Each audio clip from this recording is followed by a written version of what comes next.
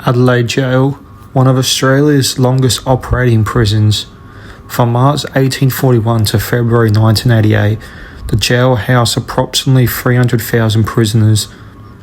It was also the main site of executions in South Australia, with 44 men and 1 woman hanged here. The bodies of all expected prisoners are buried within the grounds. So let's get it on. We're here at the Adelaide Jail, an old historical jail in Adelaide. So I would have literally drove down here through that big white door there. They would have gone through, but just look how beautiful this little park area is. Yeah, I've been here a few times when I was a kid. Been here on a few other occasions. But yeah, got a bit of family history here as well, because my dad, when he was younger, he got locked up in Adelaide Jail here, so got a bit of family history here. But yeah, let's get ready to start the tour. Start off this video, so this would have been the main doors they would have came in. They call it the Sally Port. So it's basically the enclosed space between the outer and inner gates. It's known as the Sally Port. It's the main entry and exit point for the jail. Only one set of gates was open at a time, so that vehicles could bring in prisoners or supplies without risking security.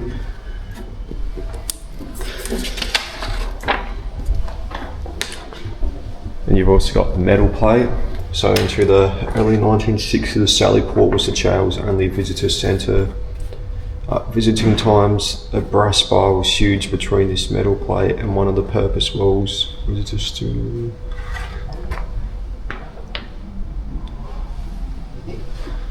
got some of the old little articles there.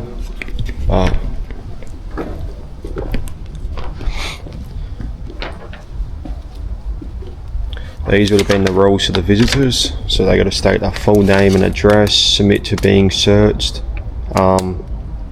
produce identification.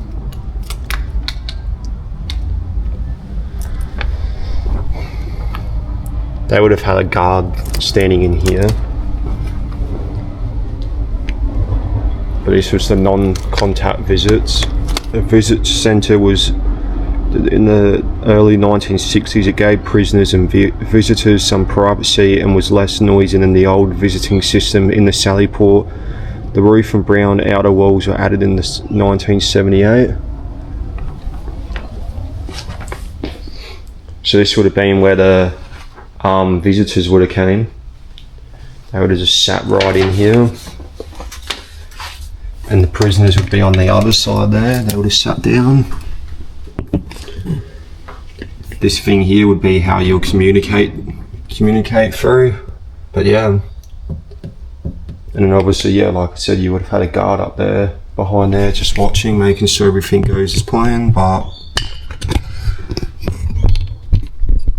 we do have like a map of Adelaide Jail as well. So that's how it was. And then on the back is all the graves that are buried here. So all these blue areas are where all the graves are, and it tells you what they were in prison for, stuff like that. So we'll definitely go through all that. But then have a quick water break because I'm thirsty.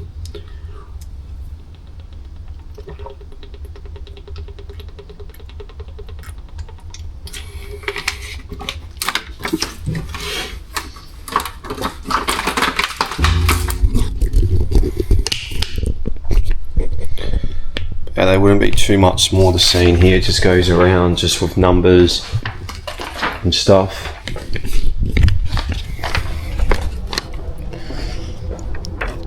That would have been, I don't know if that was just added on after the female male toilets, but up there I reckon would have been the wardens stuff and all that maybe. Go through here first. So the medical centre. Just try to fold this map up. So now this is the medical centre. Got the medical office. So that's in here. Obviously you have a bed, the office where I think that's him there, Dr. Smith would have been.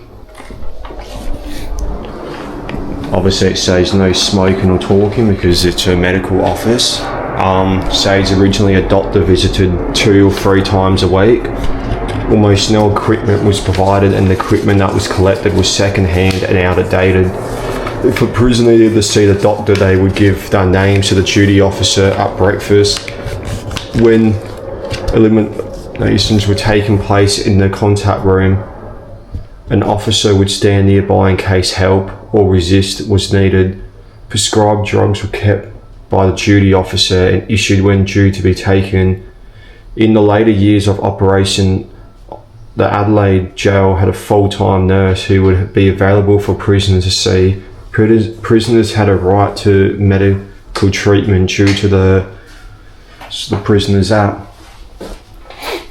He will visit the jail at least 3 times in each week, and at times of receiving notice of the illness of a prisoner, he will at each visit see all prisoners in solitary confinement, and if he sees a reason to believe that the mental or bodily health of any prisoners so confined is dangerously affected, he will give notice to the keeper of the jail and enter the same in his journal. He will carefully examine all prisoners under sentence who will claim exemption from work to the ground of illness. He will make an entry to his journal of those whom he considers unfit to be employed, and no prisoner shall be allowed to sleep in the hospital unless his name shall appear in the colon surgeon's book as a patient. So let's go through in here. So you can see some of the medication and stuff that they had back in the day. Many accidents occurred in Adelaide jail that resulted in physical injuries. Whippings were frequent occurrence in the jail up to 1964. The whippings were inflicted in the back. However, if the prisoners was under the age of 18, the birch was used on the buttocks. With no disinfection available, the wounds would become infected and fly-blown. Bad working conditions for prisoners resulted in injuries and fights, caused injuries, sometimes providing I can't speak, eh? Prisoners also tried to make themselves in hope of being unable to work. These injuries included whatever that is, of fingers and toes, blindness to the eyes, and poisoning. It's got here, pregnant woman had no special treatment, would have to request to see a doctor like any other prisoners. They would be transferred to Queen Elizabeth Hospital for labour. The babies would stay in temporary homes until the prisoners was released. There's talks about hot under the collar, 1841 to 1888. Many illnesses occurred in jail. Here are just some of the few. So you had jail fever, what's the other name there? Transmitted by ticks, lice, mites and fleas. Symptoms are like headaches, cough, rash, fevers, cardiac complications or whatever. Outcome was most sufferers died. There was no treatment for it. Same with this one, milk that has bacteria infection, fevers, night sweats, weight loss and cough for the symptoms, no treatment, you would obviously die from it. Same with this one, human carries transfer illness by feces, contamination, also food, fleas and poor hygiene. You would get rash and diarrhea, dehydration. Today, these diseases are treated with antibiotics, but obviously back in those days, you never had antibiotics. You also had smallpox as well.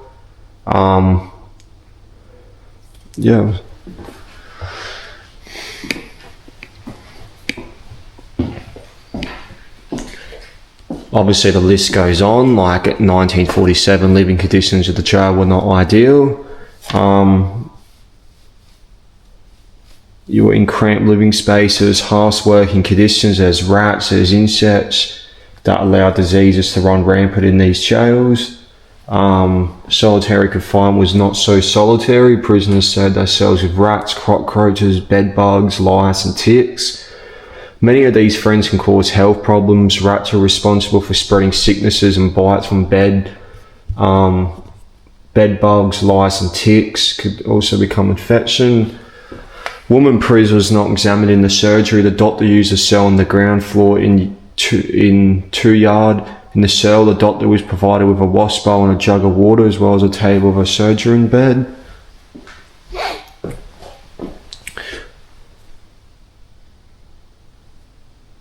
So the only way of attaining any appropriate medication back in the day was for the mentally ill, was basically by having them declare that you're criminally insane, and transfer you to the Z ward at Glenson Hospital.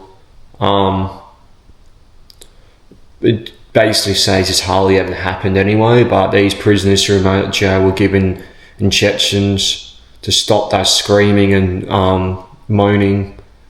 They were isolated to 7 or 8 cells in 3 yard, and these cells were stripped of furniture to avoid self.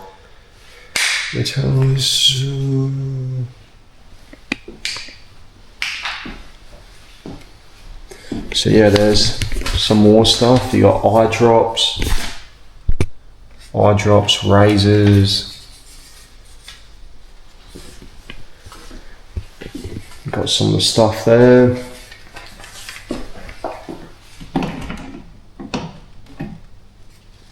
Obviously this would have been one of the rooms here. And some of the old equipment. Got torture chambers, so that's what they would have called this part, which Dr. Blum's cave. So John Blum was the visiting dentist between 1955 and 1988, so he was a dentist here. Originally, the only equipment provided was the dental chair. Gradually, he acquired dental equipment, however, it was second-hand. With no access to toothbrushes, prisoners' teeth were appealing. Dr. Bloom railed for prisoners to be issued with toothbrushes and toothpaste and succeeded. All prisoners had access to dental treatment. Sometimes Dr. Bloom would see up to 17 prisoners in one morning. So there it is there. That would have just been the dentist stuff all in there. Look how old some of that stuff is. But yeah.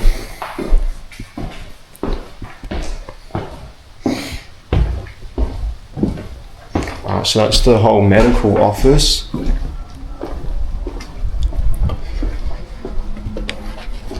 So this was 1 yard.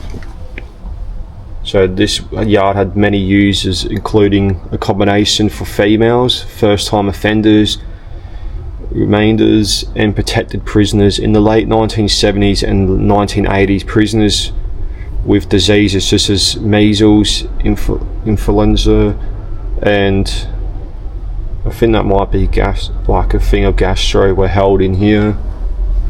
So that was all in there, but obviously they must be doing it up and stuff. But yeah, sinking pavers.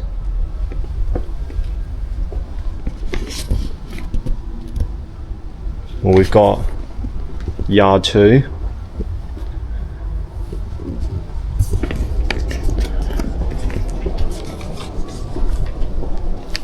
So you got the honeycomb brick walls, what are up here.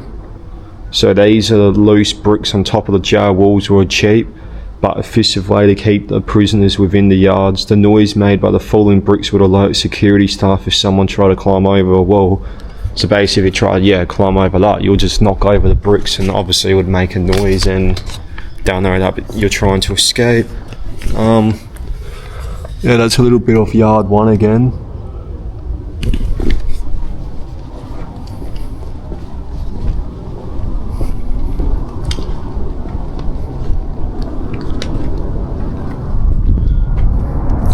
Some of the old garden tools and stuff.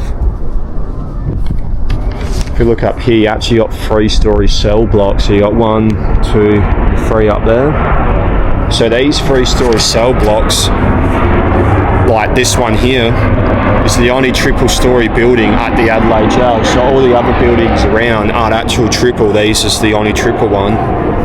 But this was first structured built of bluestone. It was constructed between 1858 and 1862 to house female prisoners in a single cell. So this was more for the female prisoners.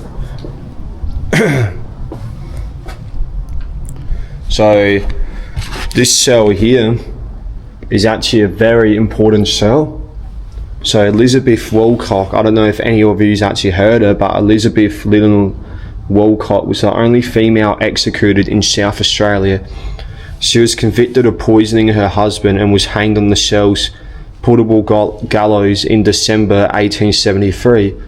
Reverend Brickford was a welcome visitor in Elizabeth's last days and accompanied her to the gallows on the morning of the execution. So she was the only woman, like the only female executed in South Australia history. And this was her cell right in here. So there's a button here I can click. Yeah. So that's probably what she might have looked like. Well, there's a photo over there of her, but yeah. This would have been her cell, would have been like what the beds would have been like, but this was her confession here. So the following document has been handed to us for publication. It was enclosed in an envelope addressed to the Rev by Mr. Brickford, and marked not to be open or read until after my death. So it actually, yeah, tells you about all her thing.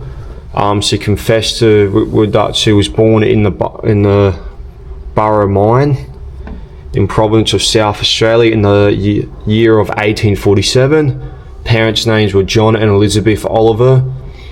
They were Cornish. They came to the colony in 1842, but they went to Victoria in 1851. It was left without the care of a mother at the age of 4 years old and never saw her again until she was 18. Until I was 18,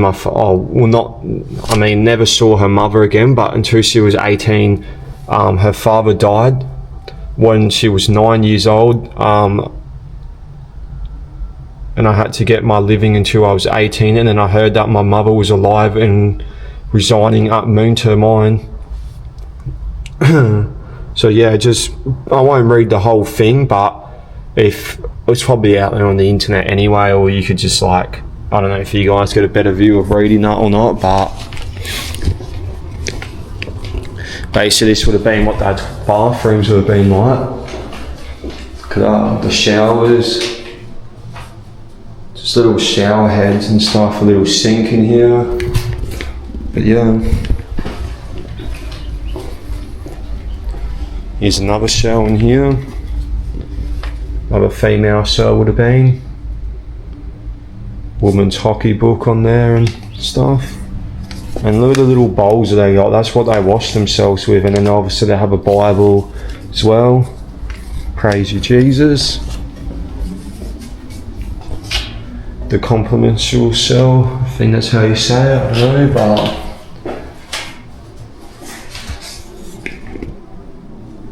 these are obviously nuns, St. Mary MacKillop.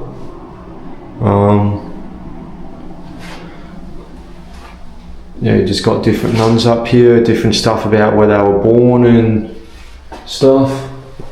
300,000 prisoners, each one had a fort. So these are all our forts, like what some of the prisoners actually fought in this jail. So this one's like, it's been during these dark moments that I've finally seen the light. Why should I try to explain it to anyone when they're never going to understand? Lord have mercy on me. Is my wife going to leave me? I am only human, I make mistakes, I can be forgiven. Sinner, this is hell. He's going to get it tomorrow. I'm so stupid, nobody understands me. I hate myself. I'll hide the grog in my toilet bucket. I don't want my children to see me behind bars. Does my family even care about me? God help me, please, please. Do people think I am crazy? Another whole month before I find out someone's coming to see me. Let me out.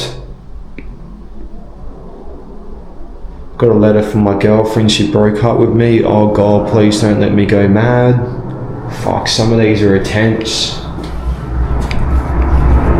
But obviously, people don't realise, like, the conditions of prison back here, like, it would have driven people insane, like, the thoughts they would have been going through. Like, imagine living in these conditions. Like, obviously, prisoners now get it easy, but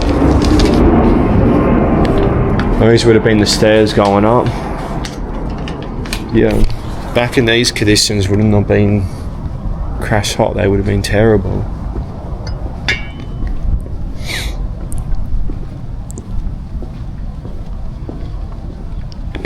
Activities room's closed, but this would have been the activity room for them. So this room was basically built kind of 1880 for men's art and crafts activities. Its construction reflected changing attitudes of the prisoners through education and stuff in there. These would have been toilets out here. This also gives you a bit of a brief of 2 yards. So female prisoners were held here at Adelaide Jail from the time it opened. For the first few years they were placed in solitary cells or in the community cells alongside the men. In 1849 to 50, 3 more yards were built and the male and female prisoners could finally be, like, you know, separated. This yard was exclusively to a women's area until 1969 when all female prisoners were transferred to Northfield.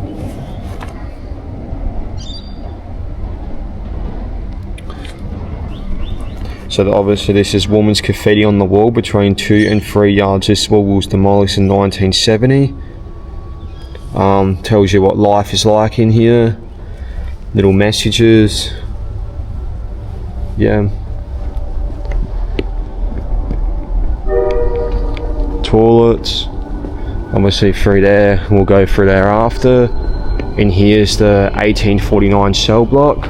So this was the first jail building with back-to-back cells opening into adjoining yards. It had 6 female cells but was later converted to a workroom and a laundry and like whatever it is, like did dig it in 2007. It uncovered early brickwork and artifacts that suggest the severity of activities on the site both prior to and since 1849. So we'll go have a look.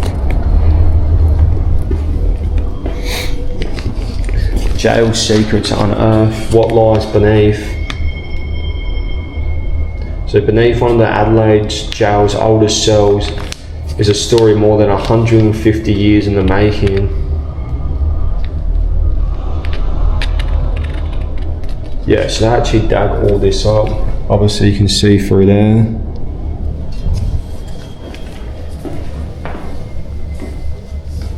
That's some of the stuff that they dug up.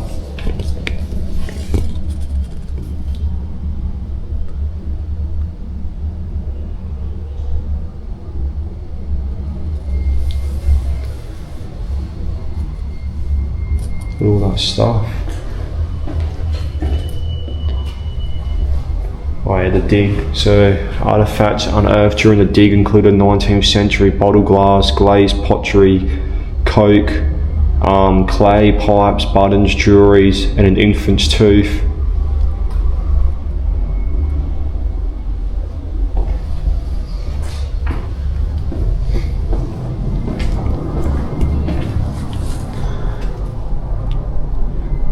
Some of the tools, look at all that. They dug all that up.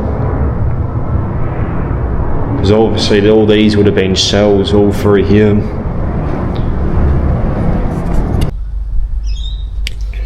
Right, so entering to yard 3 now. So you had all the gardens around here.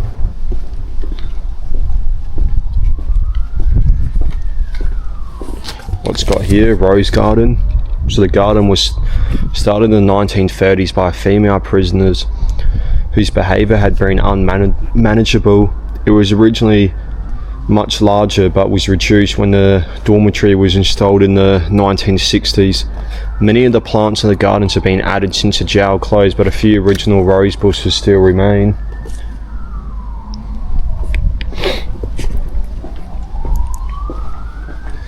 Got the library in there that I can see.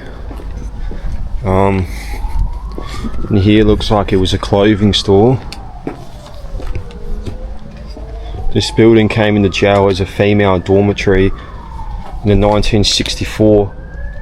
From the late 1970s, sentenced prisoners' clothing was cleaned and stored here until needed for court appearances or their release. Some of the clothes were beyond cleaning and were destroyed.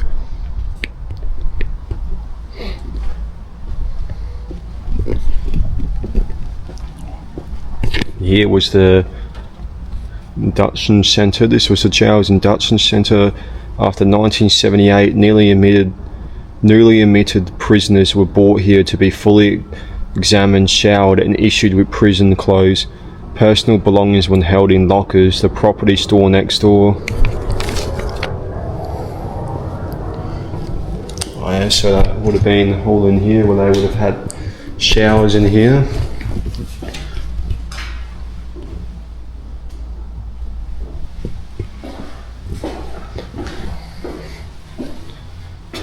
It would have had all showers in here, would have all sat along here, would have got all into their prison uniforms, stuff.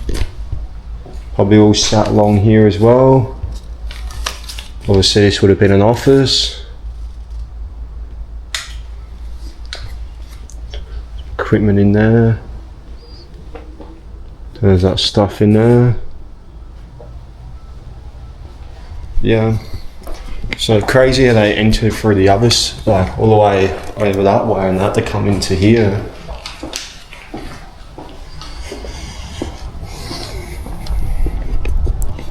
This was the water disposable unit right here.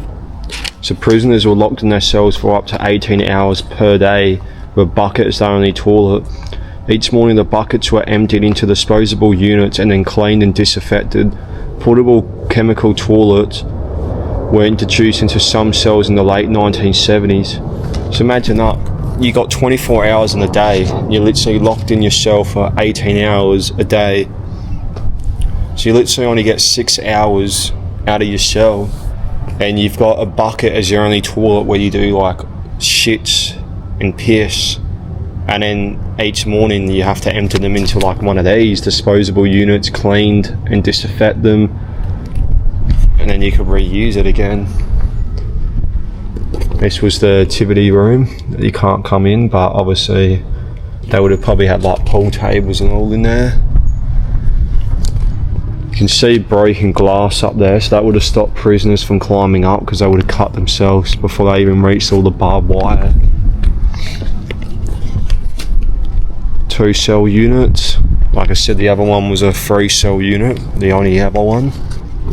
This was a kitchen and classroom.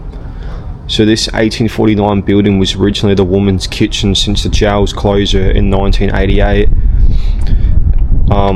It has been remodeled to reflect that use. In 1980 it has been converted into an educational office and classroom where prisoners could enroll in courses to improve their skills.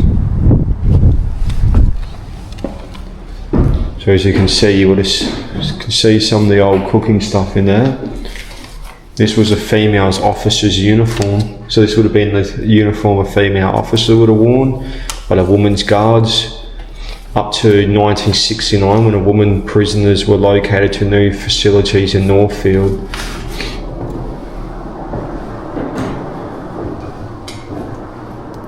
Could see some of the women's around here.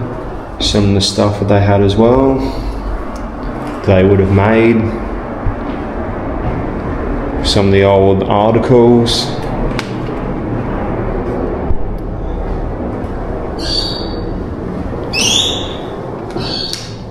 This right here is a replica female prisoner shirt and skirt from Mount Gambier Jail. In August 1944, female prisoners at Adelaide Jail would have worn something very similar, if not the same, as this outfit. So it would have been similar to this, like a little blue top, like a skirt like that.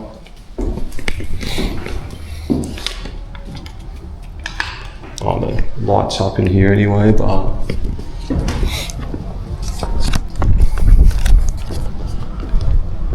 So this tells you about this 3 yard. So there's Adelaide Jail. So you had 1, 2, 3. So the buildings in this yard span Adelaide Jail's history for both male and female prisoners. Constructed in the 1849, 3 yard was originally for remand males but soon became the women's.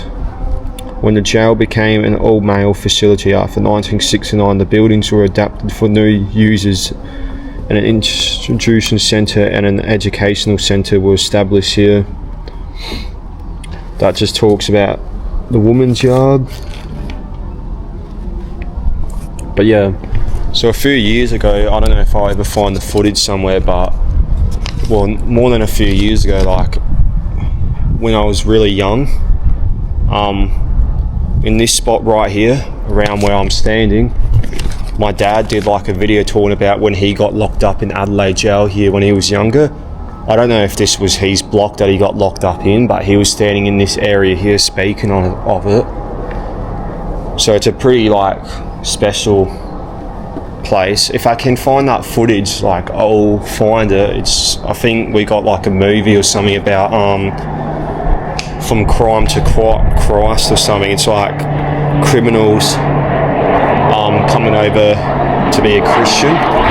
That's what it is. But these would have been like, yeah, the cells. So if this was the area that my old man was locked up in when he was younger, would be pretty significant. But you can obviously see the graffiti that they've done on here, like Steve Hill and all that stuff, all graffiti up on here. Just look how small these cells are though. Like, imagine you would have had the bed, just a little bucket. Crazy.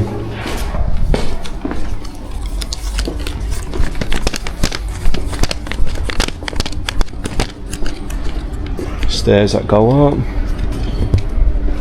And obviously, yeah, we got the library. So the Adelaide Jail Library is linked to the State Library, ran by prisoners under the supervision of the educational officer. It held approximately 1,000 books and additional titles could be ordered from the Central Library Lending Service. So yeah, little library in here. Only 4 books, papers or magazines will be accepted at a time. Accepted at any one time or whatever. Yeah.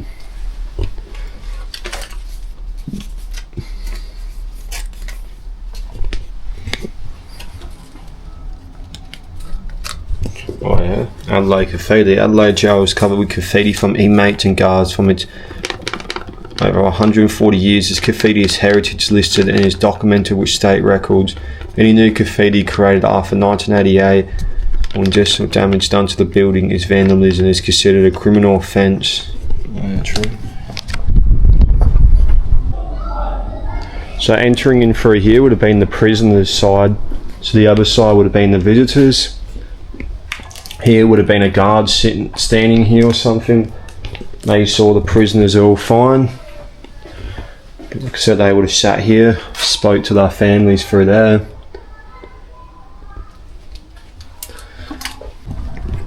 So now we're entering to yard 4. So we've got the old telephone boxes. So the telephone installed in the 1980s, prisoners could purchase tokens from the canteen who were rostered to make their cells. Using the phone was a privilege and calls were monitored by an officer sitting nearby. So I would have, yeah, can't obviously enter in there, but I would have been the telephone boxes. And obviously you would have had guards sitting in here, probably tracking, listening on the calls and stuff. Got a canteen. Got all the old little papers and stuff, talks about the canteen, the earnings, tobacco, newspapers.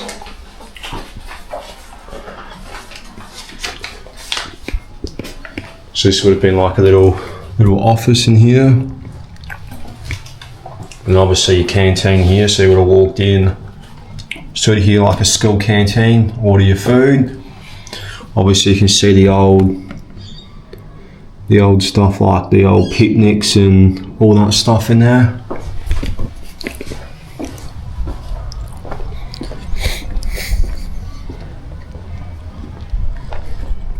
But states say here that this was the original 1841 cell block. So this single story cell block was part of a series of large cells that housed up to 8 prisoners each.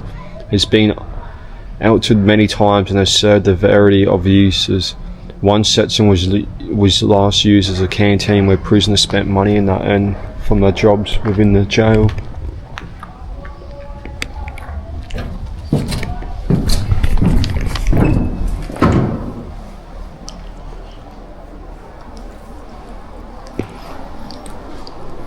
I don't know what this is supposed to be through here.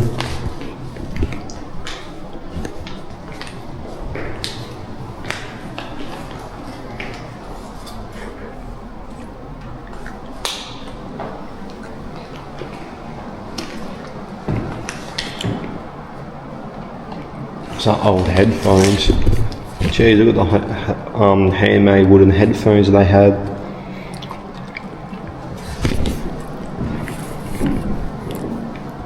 Some of the contraband and weapons that they made. With those like knives and stuff that they made.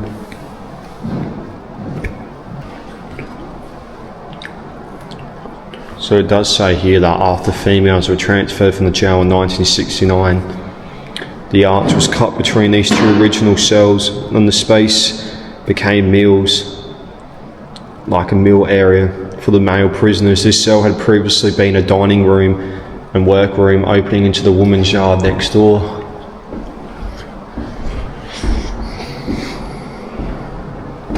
These are what the officers would have used. So they had all those batons they would have just hit prisoners with. That would have been Adelaide jail back in the day.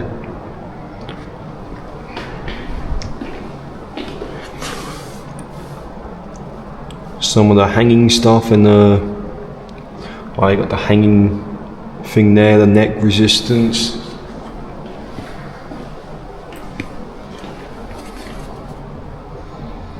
Some of the old guard hats.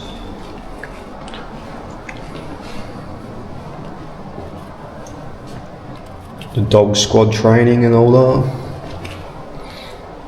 The old TVs. Binoculars. Uniform buttons they would have had. There's obviously some of the guards there.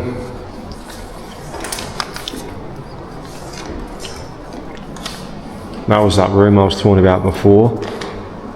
I think it was.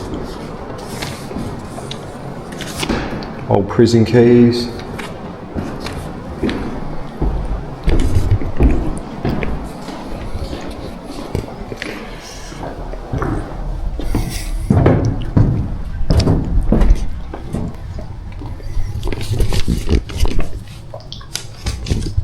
Obviously that would have been the uniforms.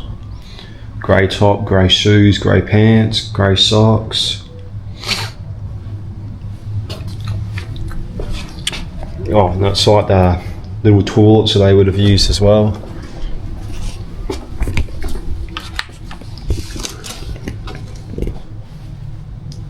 Obviously you have bunk beds as well.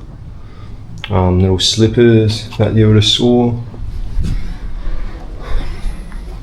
Lights and radios. There was no electricity sockets in the cells. All light switches were outside, and the power could be turned off if a prisoner misbehaved. Radio was installed in the late 1940s and prisoners were supplied with headphones. These were later replaced with fixed speaker boxes that also acted as an emergency intercom to the duty officer.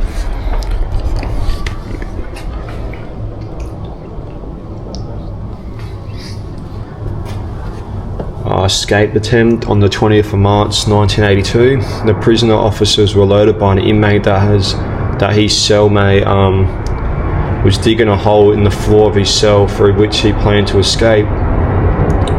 Prison officers inspected the cell and found rubble in a box, manufactured and the damage to the cell and the outer wall. He was charged with 2 offences: attempting to pass without permission out of his cell and for destruction and damage to a Crown property.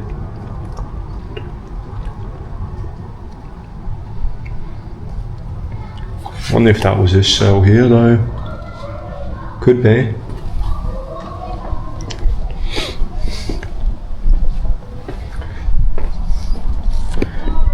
Pretty big area this area is, but obviously there's one of those disaffection things again. Must have had like volleyball net here.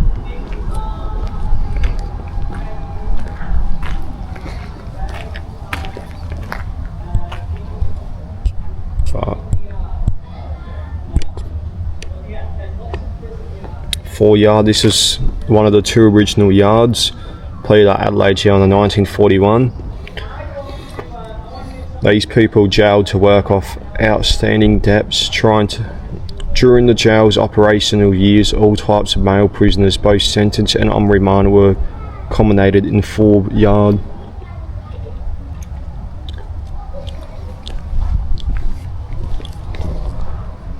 It's a 2-story building.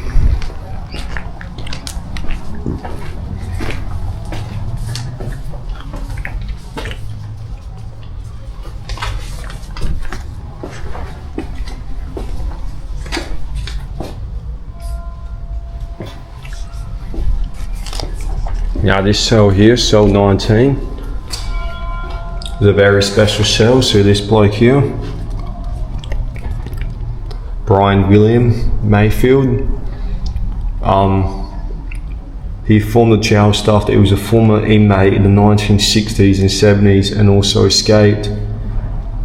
So this is a bit of his story here, but he was a former inmate that escaped.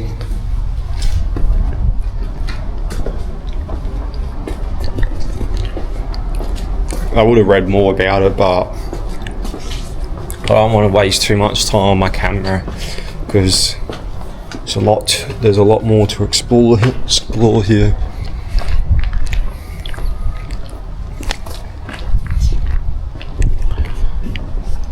Observatory Tower. The central tower was built in 1971 to 72 to provide a good line of sight into all yards. It was mostly used at night. The officer locked inside during his shift. The door from the tower landing and a walkway across 4 and 6 yards were constructed in 1973. So let's start there. So you can keep an eye out on all yards. You can see a walkway just there.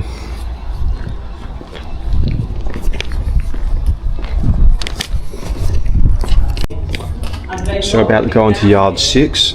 This is the remand centre. For this door, the remand cell block built in 1971. The 1970s recreation room. Remand inmates are not sentenced prisoners but are detained prior to during their trials. Adelaide Gaol accommodated remanders until a new centre was opened in Curry Street in 1986. So obviously this would have been an office in there.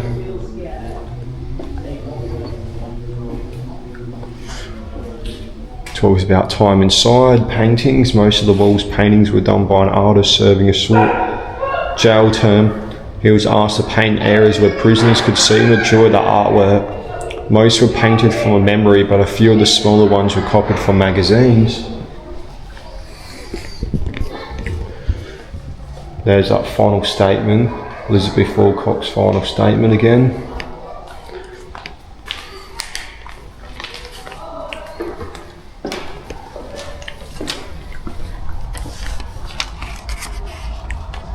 Oh, it's like another yard area right here. Oh, this is the 5 and 6 yard. This yard was Adelaide Gaol's main holding area for male prisoners on remand. So on the 2 original sections completed 1841 and was internally for felonies prisoners who had committed serious crimes. Some young offenders were also accommodated here. Obviously that would have been the area for them to sit around in the yard. Toilets again.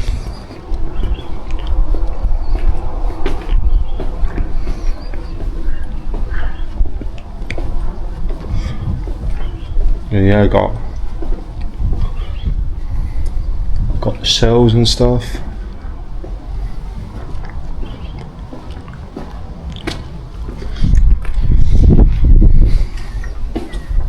Yeah, the toilets.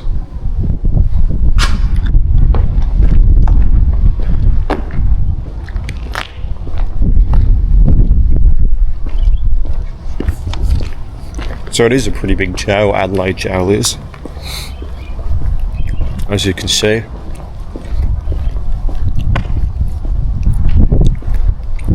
Hopefully my camera battery lasts the whole film. I have to use my phone camera, but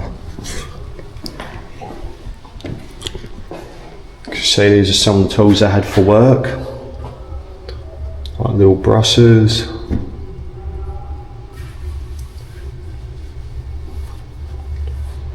There were a limited number of opportunities for work at Adelaide Jail. Prisoners were generally on short sentences or on remand. They spent a lot of their time simply walking around the yards.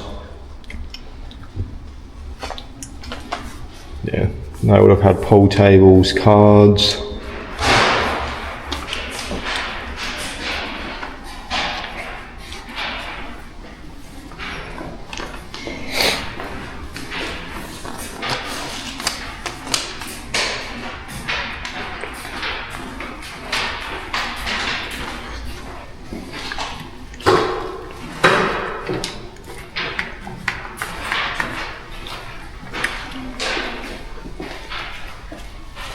Legal activities. There was always plenty of spare time for prisoners to make devices to improve their time in jail. Often legally available items were transformed for other legal uses. I can see headphones and have a knife hiding in like a Bible or book.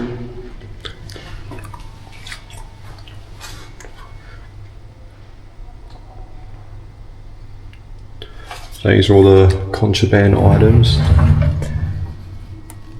See all the little knives that they have. All the weapons, nunchucks and all that stuff. All the drug stuff they would have had, pipes, like little cones. Like syringes, spoons, little bottles for Yandy, and obviously other objects as well.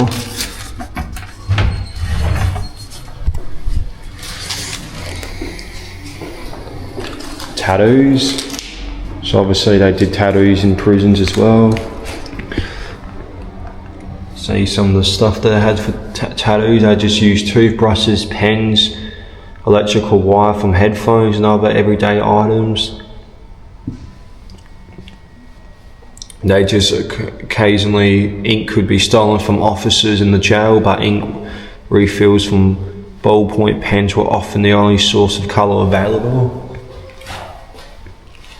This here, this tattoo gun was powered with the motor from a player. The needle might have been a sharpened guitar string. Jeez. Holdout books were an excellent hiding place for contraband item. This one concealed a tattoo device.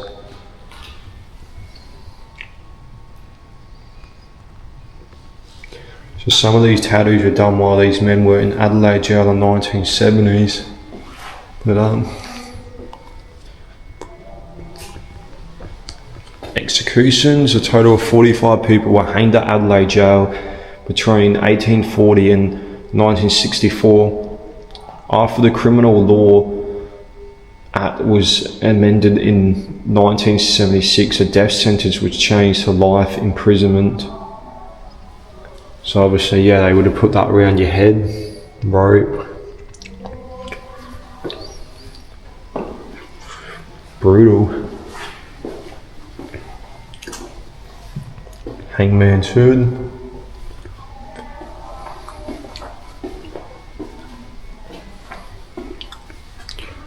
Caning. Branch is not necessarily made from a branch tree, but can also be made from various other strong but flexible trees or scrubs, such as willow.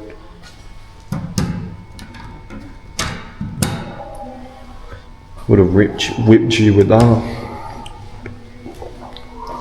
or with this.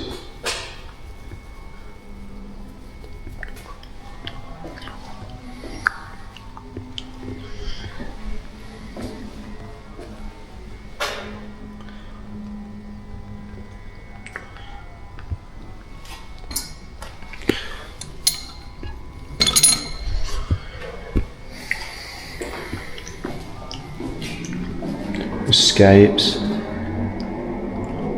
High walls, barbed wire, locked guards and guns were always to keep prisoners inside the jail. Regardless of these security measures, there were always some prisoners trying to get out.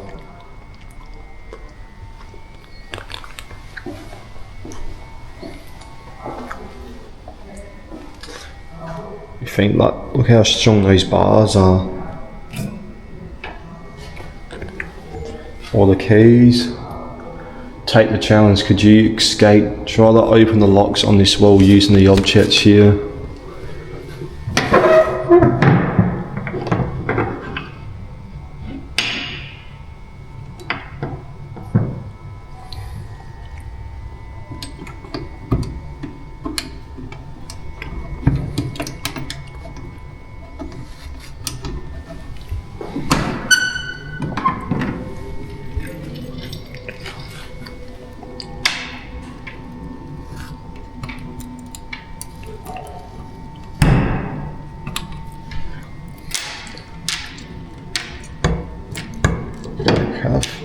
I don't know how they would have done that.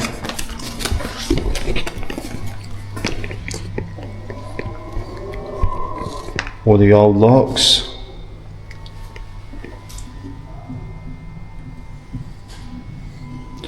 With the guns. Or the old bats that they used to have.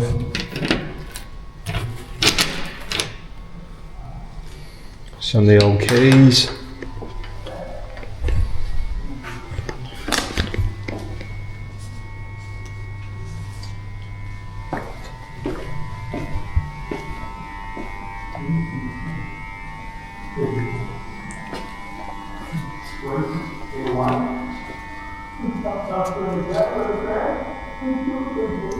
(1871) remand cell block. This was the first Adelaide jail building with cells facing into a central corridor.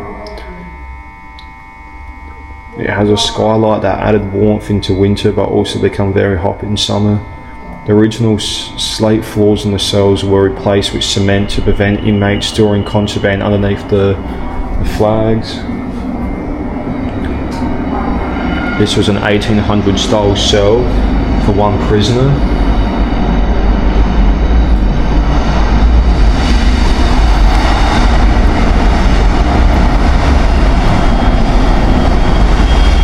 Jeez, you can hear the trains going by, eh?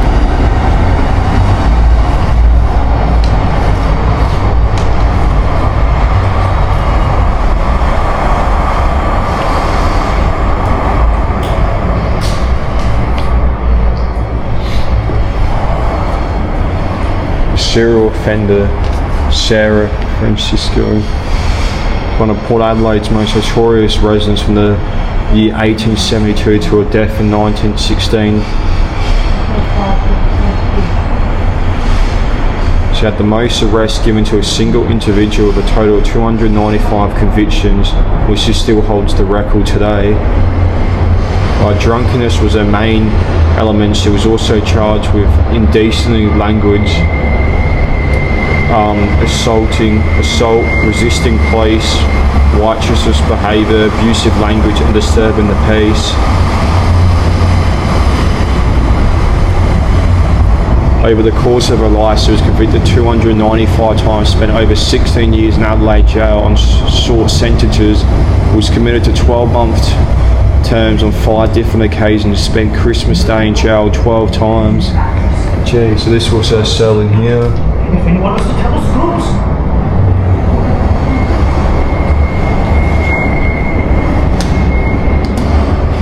Had little mirrors.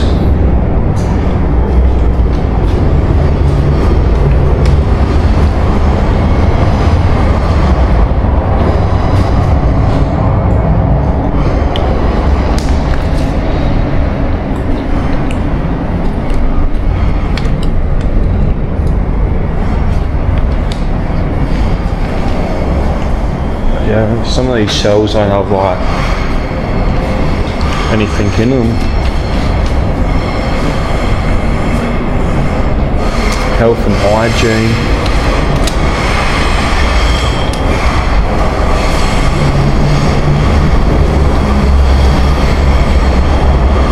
Keeping in touch to the outside world. Pulling at home a day in the life.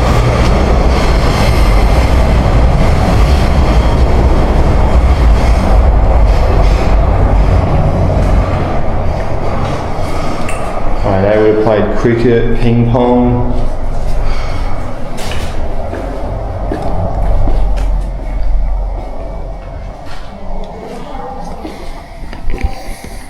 Oh, we can go upstairs as well.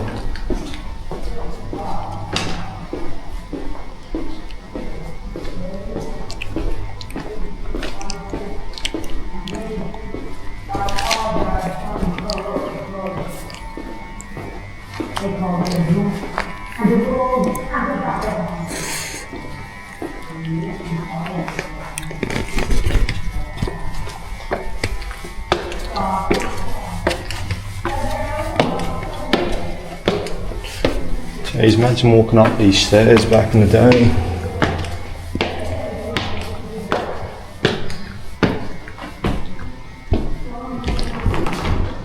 Looking down there, more graffiti on the wall.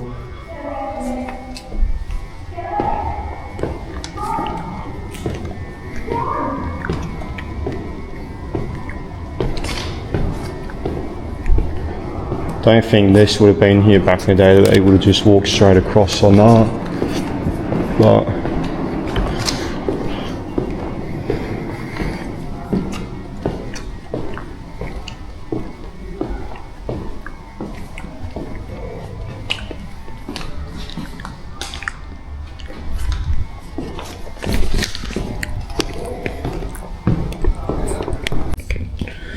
got little areas here. So there's a model of Adelaide Jail. So this model of Adelaide Jail was made and donated by Jeff Bendel. He worked in the jail for many years, as did his mother. She was the matron, referred to as Big Mother. The model shows the Adelaide Jail as it was pre-1958.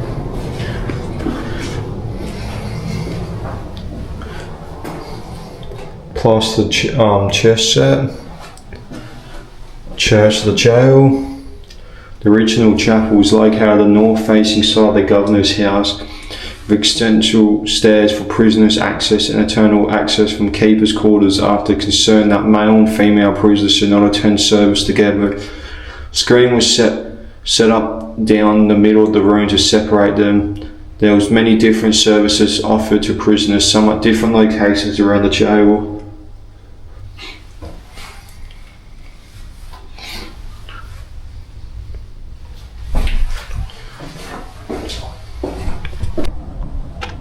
So here's the bell. So this brass bell was sent from England as a gift from the colony's new jail. It was originally installed above the Sallyport gate. To 1960, the bell signified the prison's daily routines, such as meal times, end of day. It was also rang during executions.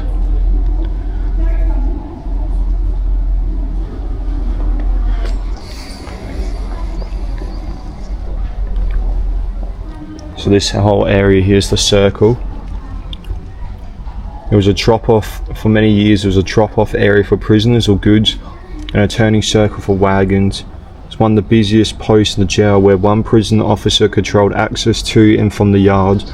Anyone wanting to exit the area rang a bell with a number of rings corresponding to the number of the yards.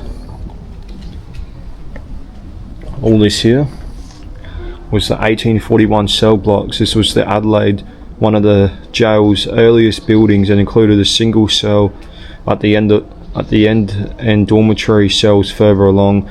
Over the years it was used for solitary confinement and had a daytime cell for commanded prisoners.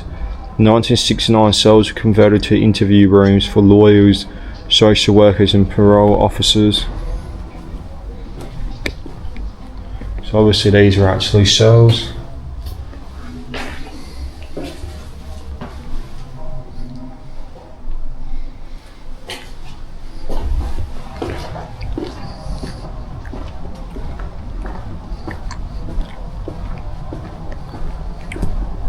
Now we'll head over to this building over here. Right, so the faces, GS Kingston designed Adelaide Jail with elements of medieval architecture, including sculptural faces known as whatever that word is, around the tower windows and the jail's front entry. These embellishments were costly and are believed to have contributed to the colony's bankruptcy in the early 1840s, but yeah, look at these walls. I just noticed there's like people's faces and stuff up there. But these are the watchtowers, so yeah, the guards will be watching. The international jail plane included 4 watchtowers, so there's 4 watchtowers here. But only 2 were actually built. This is the only tower that was completed to the original designs. When double-storey cells were constructed in the yards, they blocked the guards' view, and both towers were used for accommodation and storage.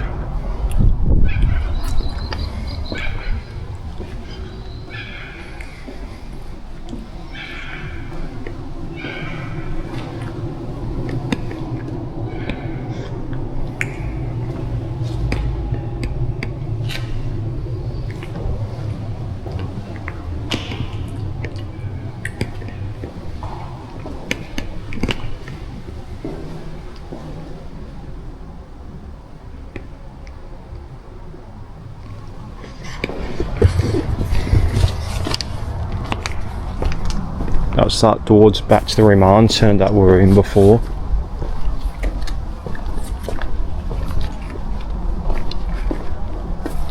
This is mugshot. So for many years the lime wash panel provided the background. The new prisoners had their identification photos taken.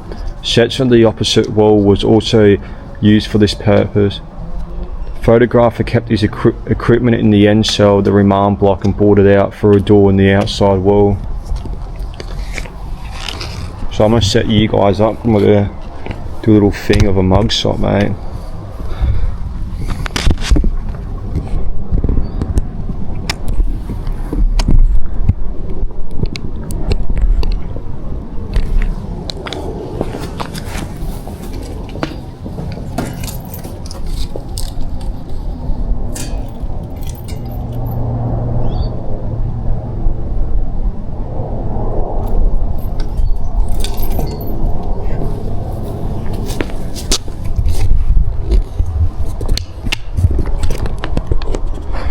Getting little mugshots done. Right, so this next few things are going to be very important. So it's talking about what's between these walls here. So the jail's double walls gave added security against escapes. If prisoners broke out of a yard, they had to scale the outer wall before they were free. Prisoners were allowed in between walls areas of the jail and only under strict supervision. So that's why I got like this hubble wall here. But it is something important is coming up soon though down here. So hanging tower, what's right in front of us. This tower is part of the original 1841 section of the Adelaide Gaol. In 1959 it was converted to a house, the jail's gallows, and became known as the Hanging Tower. The beam trapdoor and lever magnetism were bought from the new building where they were installed in the 1880s.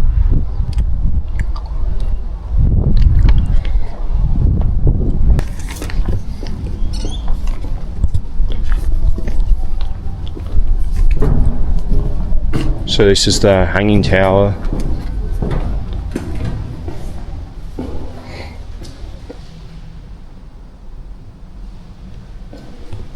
So as you can see, you got the trapdoors right there and there as well.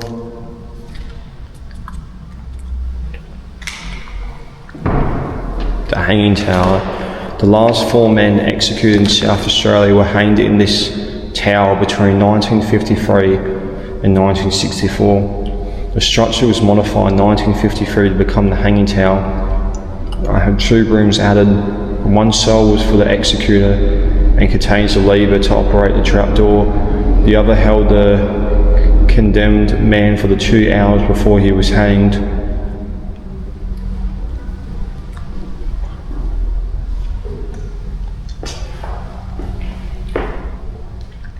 So I don't know if this was a cell that the people would have been in, maybe. Or it might have been this one, I don't know, one of them.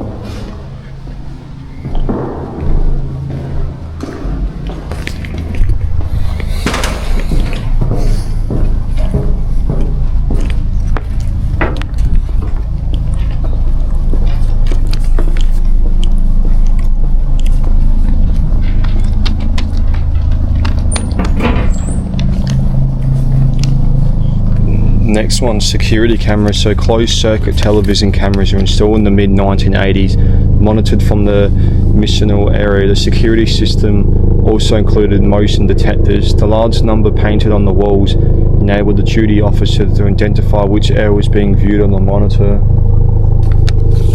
Oh, so those are what those large numbers on the walls are then.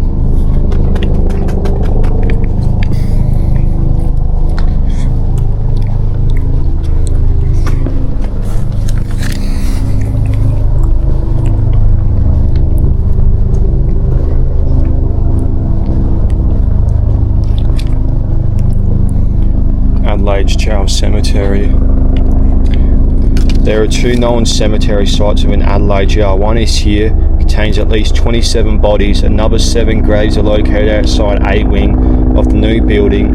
11 burial sites included all 7 men hanged outside the jail's entrance were not marked, and no locations are unknown. So we've actually got here number 21.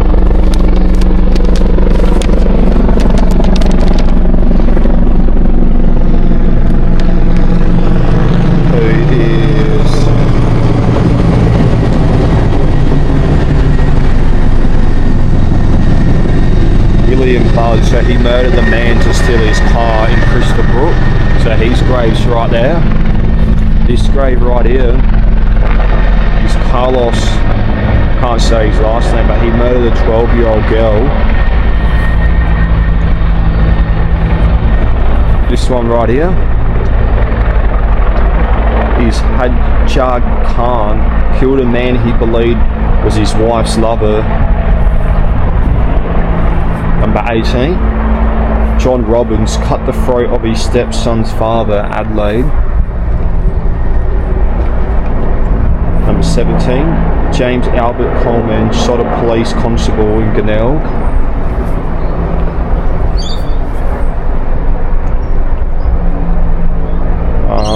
Number 66, Glenn Vanlund shot his former employee near Bordertown. This one, Natalie strangled and whatever the other word is, of his wife.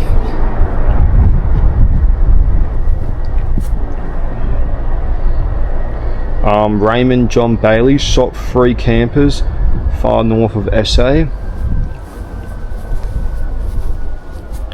John Balaban, serial killer who murdered a prostitute, his wife's mother-in-law and stepson, Adelaide.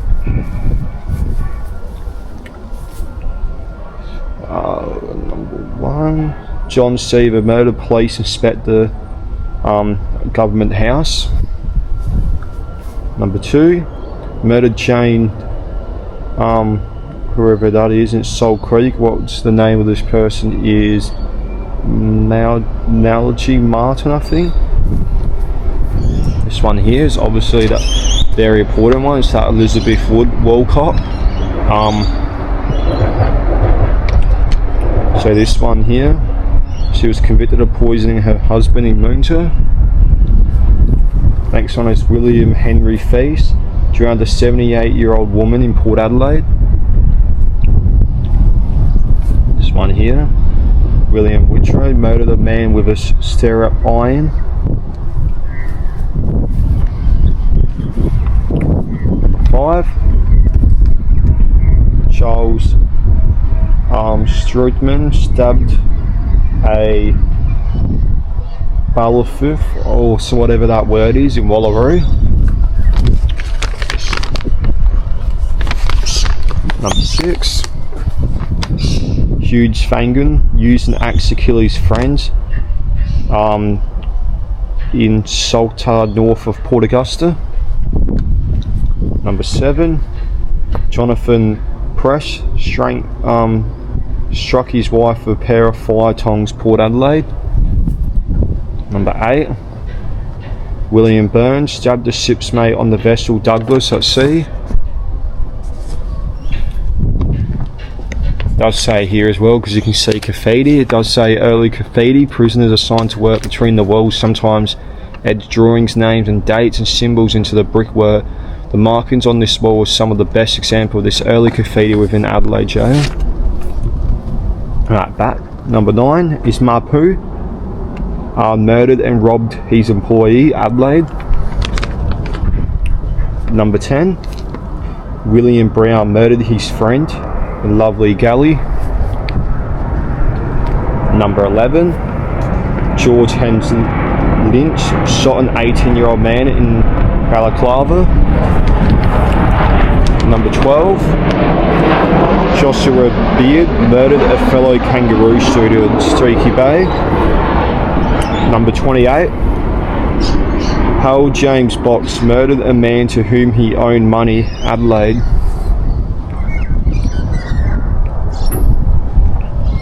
Number 30, Alfred Griffin cut his girlfriend's throat while she was sleeping, Adelaide.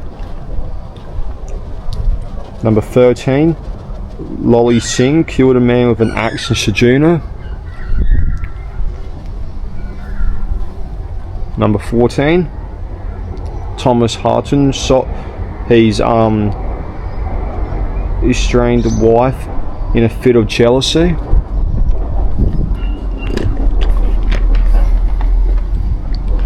Right, detour. So this is the portable gallows. This was the site of Adelaide's first private executions. 13 people were hanged here on a 6-metre portable gallows that was assembled before each execution and dismantled and stored afterwards.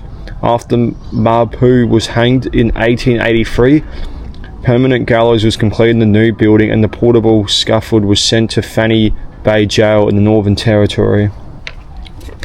So it would have been that.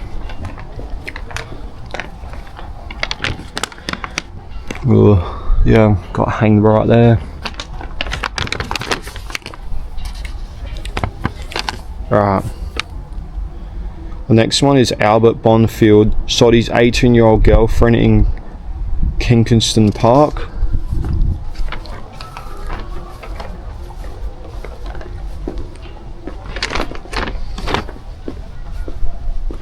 Right, so those are all the graves on this side. And then all the rest are in the new area. But geez, just look how big Adelaide Jail is.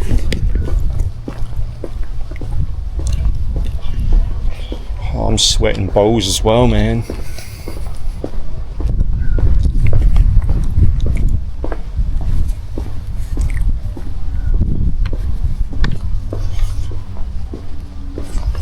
So obviously this must have been a thing over here as well.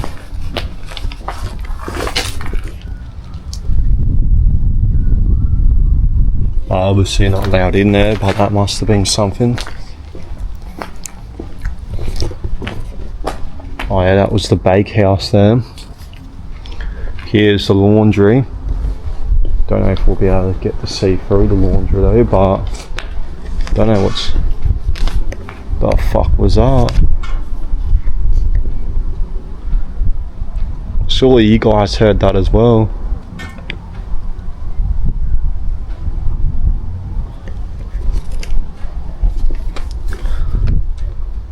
Don't know what's in there. Maybe that's part of the bakehouse. But the laundry's in there. This is the laneway they call it. Oh yeah, there's a picture of a little bit of the laundry. So sentenced prisoners worked at Adelaide Jail. They were washed, cooked and cleaned and showed, tended gardens, cut firewood, generally maintained our surroundings. Labour was also used to construct roads and grind grain, wash nappies and complete other tasks that brought into the prison system. These activities occurred in many years of the jail, but main work rooms were along this laneway.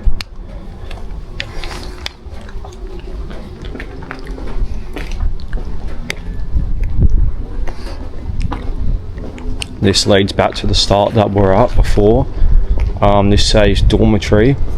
The lower section of this building was constructed in the 1849, contained a hospital, workrooms and a laundry. An upper story with 4 cells for females was added in 1881. The top floor dormitory was converted into the 1960s as a sleeping area for the trustees who ran the boiler room and laundry, bakehouse and kitchen.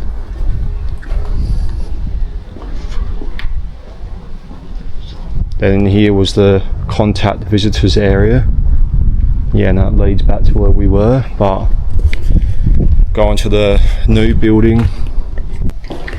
Just the walk to the new building.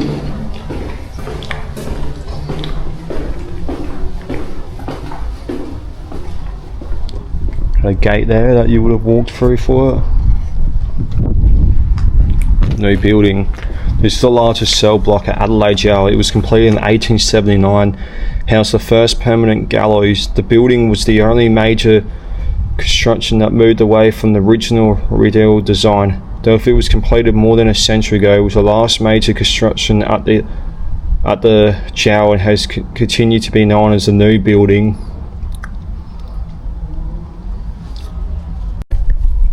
So actually last year, this sounds crazy, I actually came to a rave festival here. I actually walked through that door down to here. It was actually like a rave. There's the old telephone boxes again. That was probably for guards to stand in because this would have been the yard. But yeah, when we had that rave, we had a bar across here. Merch stands were all there. It was full restricted all night long. Like, it was killer. And those were like toilets and stuff that we used.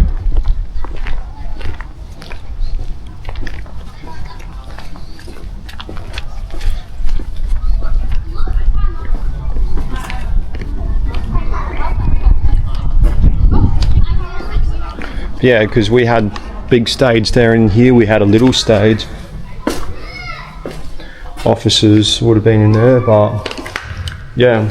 Well, Mr. Cameraman rolled the footage and proved these people that the DJ deck was right up where the stairs were, and we were all partying in here. Roll that footage, roll that footage.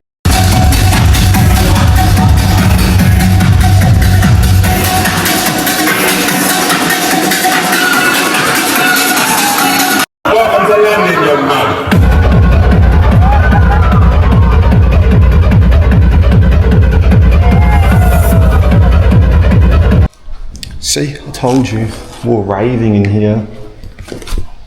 Obviously these cells were all locked and we were partying in here.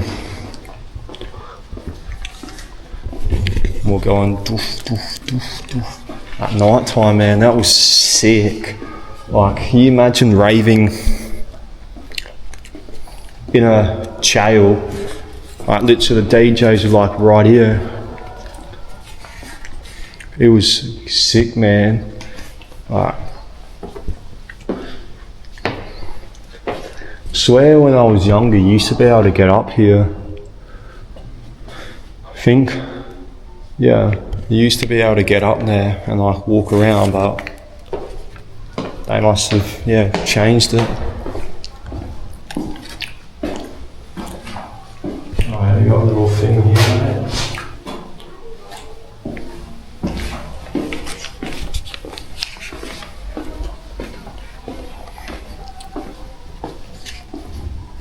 Some of the old locks and keys.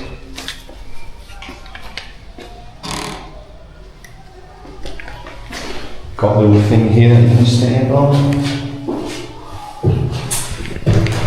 Put your head through.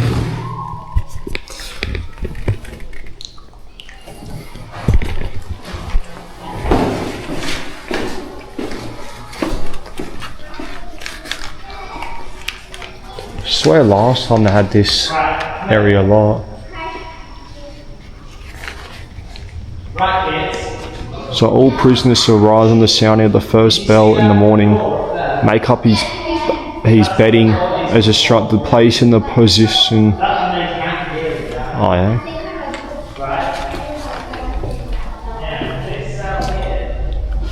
But yeah, usually this area is closed though, but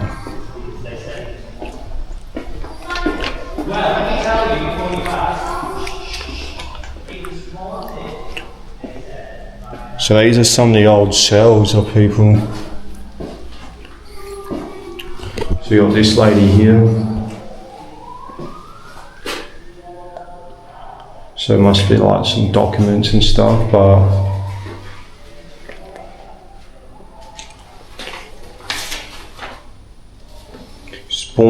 so this lady here, she was born in Brazil in 1895. She was a gypsy. She went by many different names. She arrived in Australia with her husband and many children in the 1920s as she travelled to Australia. Liam was first arrested in January of 1929. She was released on £10 to be good behaviour, 12 months to the offence fortune telling.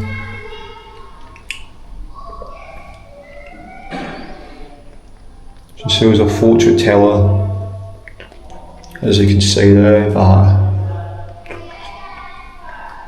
we don't like fortune tellers, man. Because fortune tellers isn't good, it's demonic. Like literally it's got there the devil. Mate. Jesus is king, he's the way.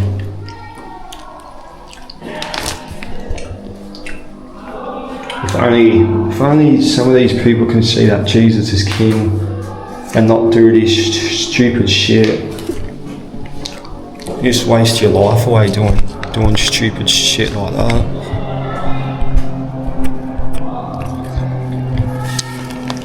Are you supposed to have like... No.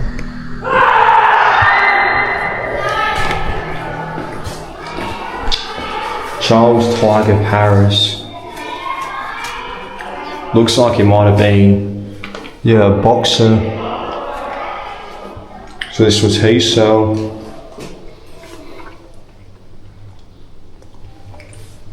So yeah, he was a boxer, this bloke was.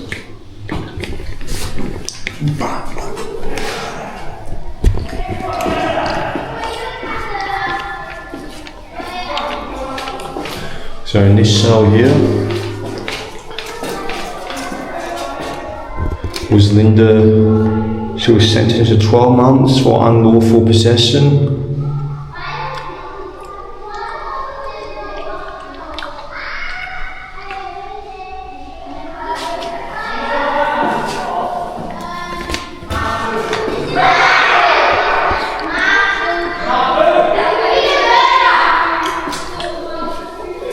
And you got this cell here.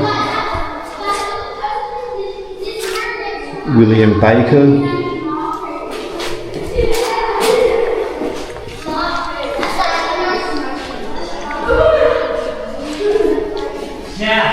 And you got this cell here. This guy looks like a mafia, eh? Alan Watson, offence assault, resisting arrest and drunkenness, behaviour and dog thief.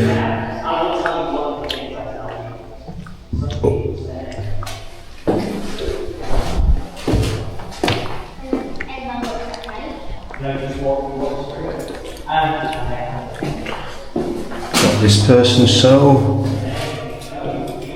He was convicted in 1920s, 1950s for assault, resisting arrest. He was sentenced to 3 months.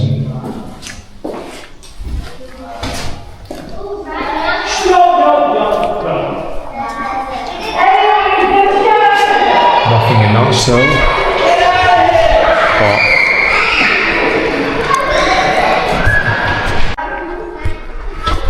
So in here is the A wing. So from the 1970s, prisoners. From the 1970s, prisoners who broke jail's walls were put into the ground floor cells of A wing. What's here? This section was also used for potentially suicidal and drug or alcohol affected prisoners.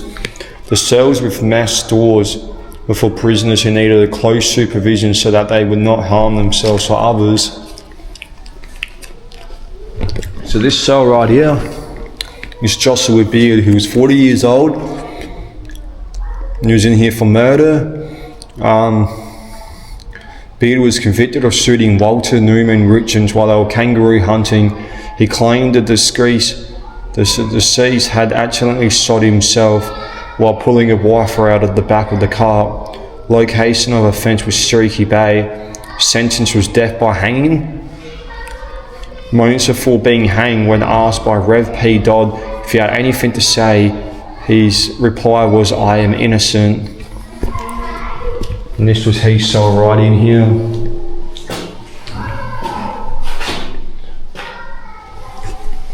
And these are those doors that I was talking about, those mesh doors.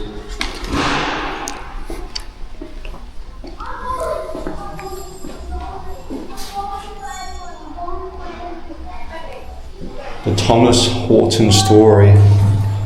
So he's like a magician, drug juggler.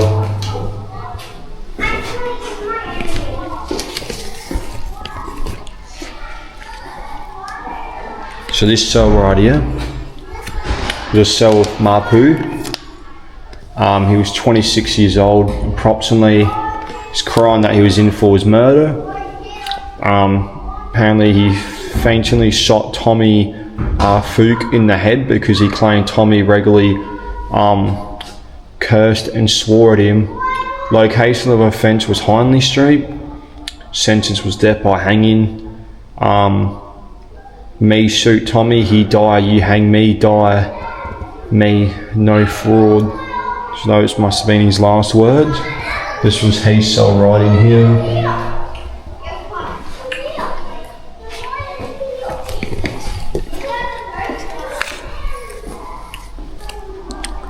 No description for that cell.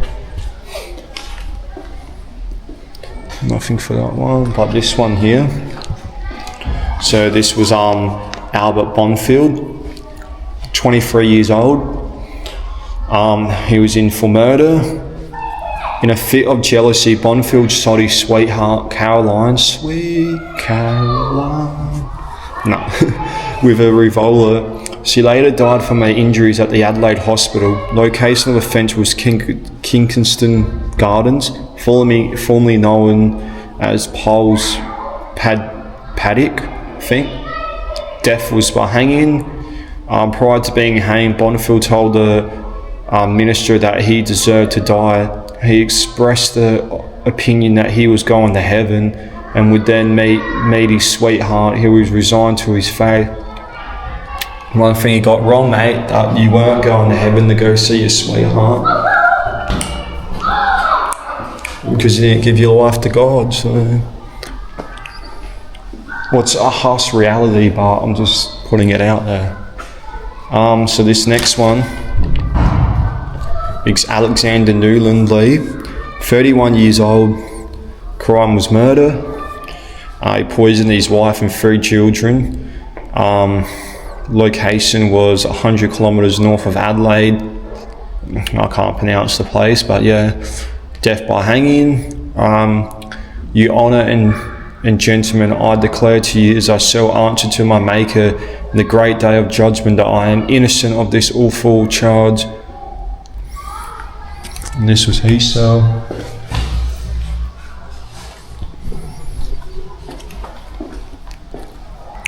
We got there people executed here in the A wing.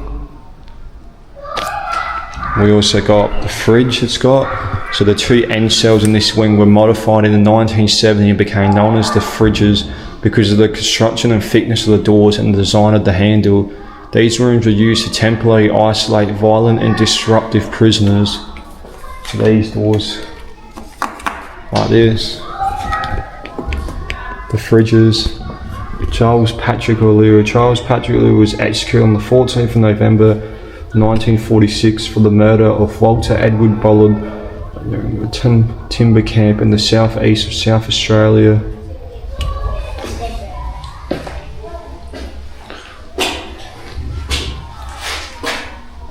Imagine being trapped in those, the fridges they call them, but... And you got another one here, what was actually Lolly Singh's cell, age 40, in for murder. Lolly killed a fellow countryman with an axe after accusing him of theft. Location of offence was Daniel Bay, 560 kilometres west of Adelaide. Death by hanging. The prisoner who spoke poor English remarked him, "Plenty growl, I kill him, no more growl." This was his cell. So named because his door handle of this cell was used to temporarily isolate violent or disruptive inmates. A wing was the maximum security and special observer section of the cell. So this was the fridge. So yeah.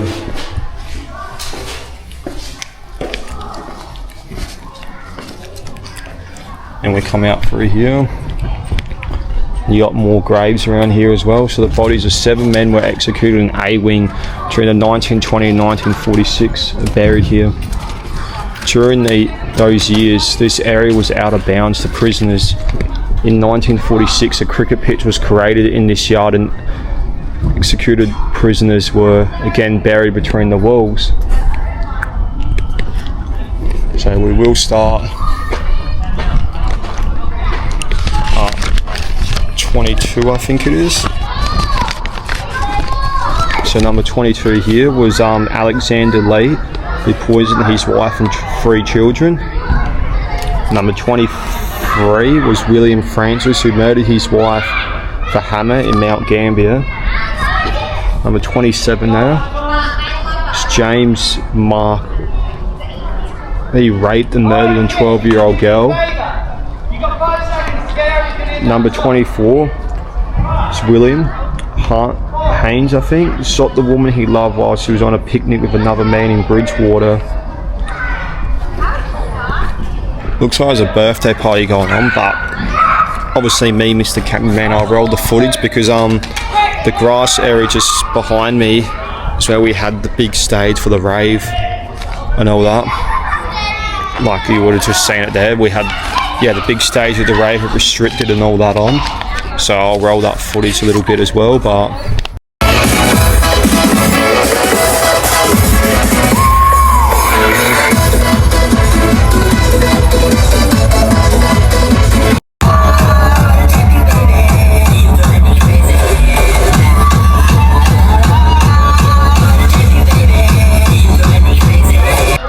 Number 25 is Frederick Carr, cut his wife's throat. Number 26 is Thomas Bluff, who shot his wife in a fit of jealousy.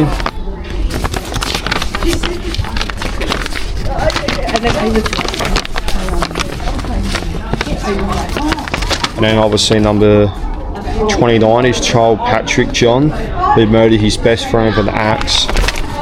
So those are all the bodies buried here at Adelaide Gaol.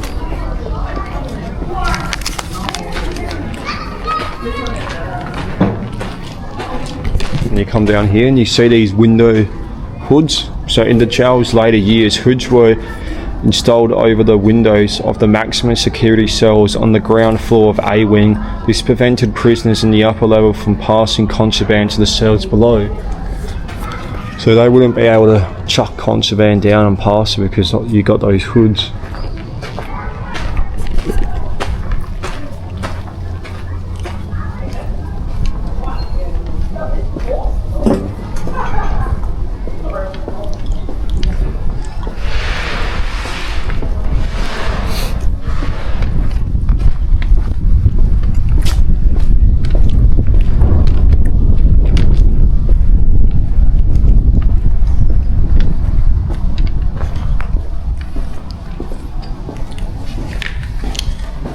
So then that concludes our tour of Adelaide Jail.